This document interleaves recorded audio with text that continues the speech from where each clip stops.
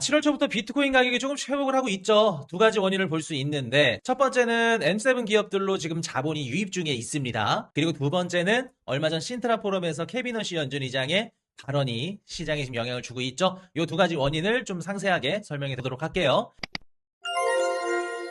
일단은 지금 보시면 비트코인 가격이 5만 달러대에서 지금 6만 2천까지도 반등을 했죠. 이더리움 1700달러 지금 돌파를 했고 살짝 올라왔습니다. 그래서 지금 얼마 전까지만 하더라도 5만 달러 막 중후반 뭐 초반도 간다 뭐 40K 간다 얘기까지 나왔었는데 행중 다행이라고 해야 될까. 하여튼 올라왔습니다. 지난주 스트레티지가 비트코인 3,588개 매도했대요. 아, 그래서 살짝 급락했어. 이제 본격적으로 팔기 시작했네. 3,500개면은 시장에 영향 줄만 하겠다. 그러면은 오늘 좀 단기적으로 영향 주겠다.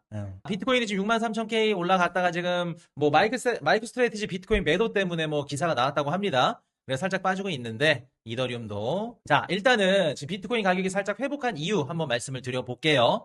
그리고 지금 단기적으로는 뭐 올라갔다 떨어졌다 하는데 그것보다 더 중요한 게 지금 7월 초부터 의미 있게 지금 회복을 하고 있다. 보시면 7월 1일 날 58,000불 찍고 이렇게 지금 회복을 하고 있죠. 근데 지금 살짝 또 떨어지고 있어요. 그래서 지금 보시면 7월 초부터 비트코인이 큰 폭은 아니지만 어느 정도 회복을 했구나. 그럼 우리가 왜 7월 초부터 지금까지 회복을 하고 있는지, 왜 상승이 나왔는지 한번 알아봐야겠죠. 그리고 지금 전반적으로 암호화폐 시장이 조금 분위기가 살짝 바뀌긴 했습니다. 두 가지 이유가 있는데, 첫 번째, M7이 지금 올라가고 있어요. 지금 보시면은 올해 상반기 전 세계 자산시장 다 포함해서 여러분들은 뭐 코스피 많이 올랐다 그러죠. 미국 주식도 많이 올랐다 그러지. 아니요. 엄밀히 따지면 미국 주식이 다 오른 게 아니에요. 코스피도 다 오른 거 아닙니다. 삼전닉스 그리고 마이크론, 뭐 엔비디아 반도체 관련주들만 올랐다. 실제로 보시면 M7 있죠. 빅테크 0.1%안 올랐어요. S&P 500 나머지 495 종목 15%예요. 근데 필라델피아 반도체 지수 90% 올랐습니다. 보이세요, 여러분들? 그러니까 쉽게 말해서 올해 상반기에 누구만 올랐다? 반도체만 올랐다. 반도체 지수 90% 상승, M7 0.1%. 그 말은 즉 올해 상반기에 반도체 기업들만 올랐다. 반도체로만 돈이 몰렸다는 거죠. 그럼 여러분들 암호화폐 시장도 못 올랐잖아요. 그럼 암호화폐랑 누구랑 같이 커플링으로 진행이 됐었다? 올해 상반기에? 암호화폐랑 M7이랑 같이. 미국 증시가 암호화폐 시장이랑 동조화됐다? 아니, 디커플링이 됐다? 아니요. S&P 500 지수나 아니면 나스닥 지수로만 봤을 때는 반도체가 워낙 잘 나가가지고 디커플링이 깨진 것처럼 보이겠지만 엄밀히 따지면 누구랑만 디커플링이 됐다? 반도체 기업들이랑 암호화폐 시장이랑 디커플링이 됐다. 그리고 암호화폐는 M7이랑 같이 갔다. 올해 상반기에. 기술주들이랑 같이 갔다. 보이시죠, 여러분들? 자, 이렇게 보시면은 마이크로소프트 17%, 아마존, 테슬라 다 빠졌어요. M7이 아니야, 이제는. 그래서 뭐 월가에서 뭐 뒤떨어지는 그 기업들이다 해가지고 막 이름도 바뀌었죠. 요렇게 지금 빠졌다고 상반기에. 근데 최근에 반도체 섹터 유리 이렇게 엄청나게 들어오죠. 비트코인 금 유출 나오고. 자, 근데 보시면은 최근 들어서 6월 중순부터 어떤 움직임이 있냐면 반도체 ETF에서 자본이 이탈하고 있어요. 자, 그럼 여러분 봅시다. 지금 어떤 상황이 일어나고 있냐면 미국 증시에서 M7에서 최근에 올해 상반기에 M7이 못 올랐고 반도체만 올랐다는 거죠.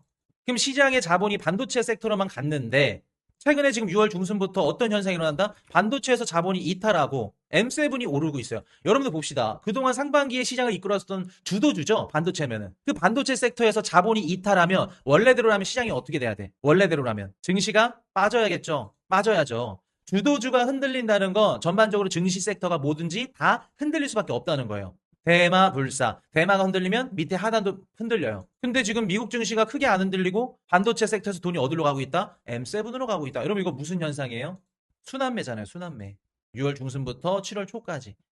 증시가 쭉 빠지고 조정이 시작이 되려면 반도체 섹터 빠지고 M7도 같이 빠지는 게 맞아요. 근데 주도주가 빠지면서 그 몰려있던 자본이 M7으로 갔다는 건 시장이 M7 그동안 상반기에 못 올랐던 M7 기업들을 어떻게 보고 있다? 저평가로 보고 있구나.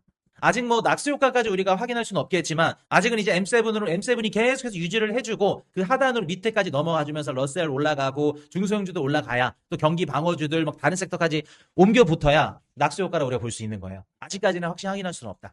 실제로 지금 6월 말부터 이제 그 상반기 말 리밸런싱이죠. 7월부터 이제 하반기 새로운 포트폴리오 들어가면서 월가 있는 애널리스트들이 뭐 어떤 얘기를 하냐면 M7이 너무 저평가되어 있다. 상반기에 반도체만 올라가지고 M7이 너무 많이 떨어졌고 너무 싼데 그래서 자본이 M7으로 이동하고 있어요. 자, 그럼 여러분 아까 한 가지 우리 배웠죠? 올해 상반기에 누구랑 같이 움직였다? 암호화폐 시장은 M7이랑 같이 움직였다. 반도체랑 디커플링이었고 M7이랑 나머지 소외된 종목들이 같이 움직였다. 그럼 M7 올라가니까 우리도 같이 올라가는 거죠. 왜 비트코인이 오직 몰랐는지 상승했는지 최근에? 그럼 M7으로 자본이 이동하면서 순환매 장세가 지금 어떻게 한다?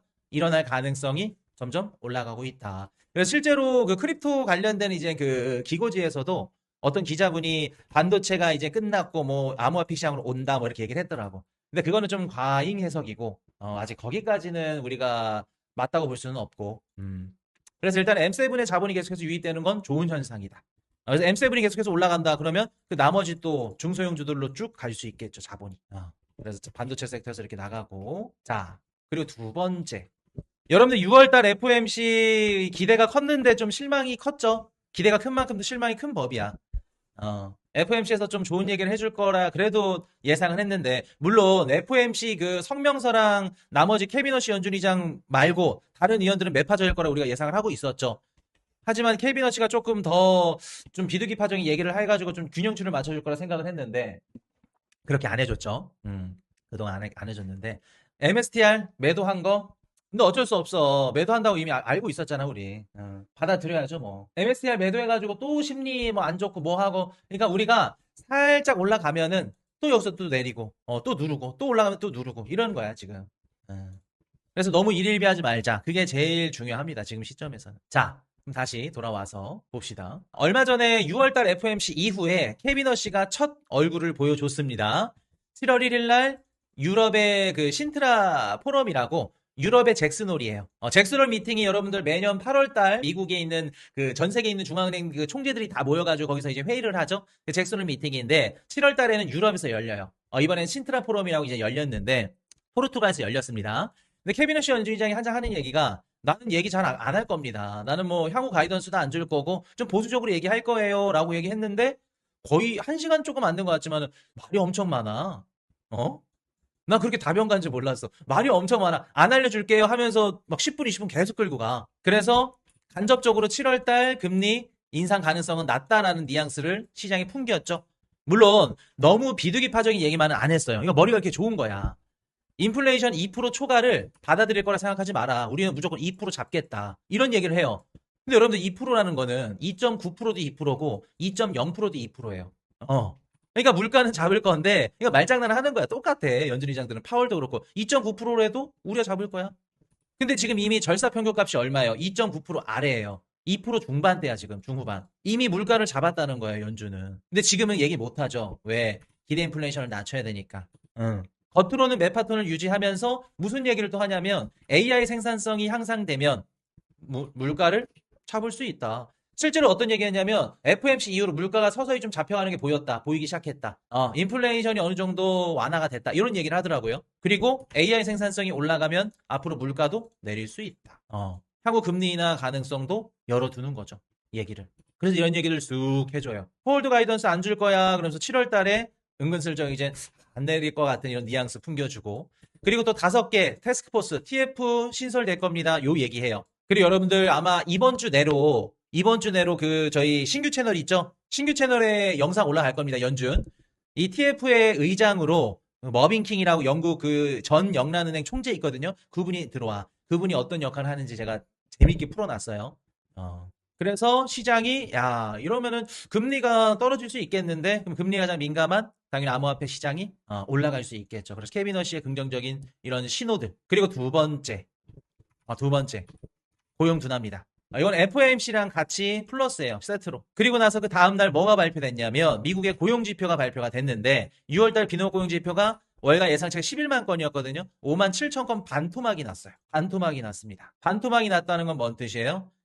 고용이 둔화됐기 때문에 어떻다? 연준이 금리를 올리지 못하겠구나. 연준은 금리를 올리거나 떨어뜨릴 때 물가와 고용지표 요 두 가지를 보죠. 물가도 캐비너시가 하루 전날 좀 떨어지고 있대. 고용도 실제로 봤더니 둔화되고 있어. 그러면 7월 30일 날 FOMC에서 금리 못 올리겠죠. 지금 보시면은 그래서 9월달 뭐 금리 인상 확률이 지금 이렇게 낮아졌죠. 그리고 7월달에도 낮아졌어요. 그래서 금리 인상 가능성이 낮아지면서 위험성 자산 시장에 해당하는 암호화폐 시장까지 올라간 겁니다.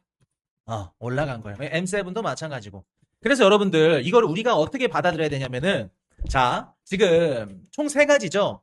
올해 상반기까지 M7은 못 올랐고 반도체만 올랐는데 이때는 무슨 상황이었어요? 고금리, 고물가 상황이었어요. 여기까지 이해되셨죠? 근데 6월 중순부터 7월부터 이제 하반기 시작될 때 갑자기 M7이 오르고 반도체가 빠지고 암호화폐가 올라.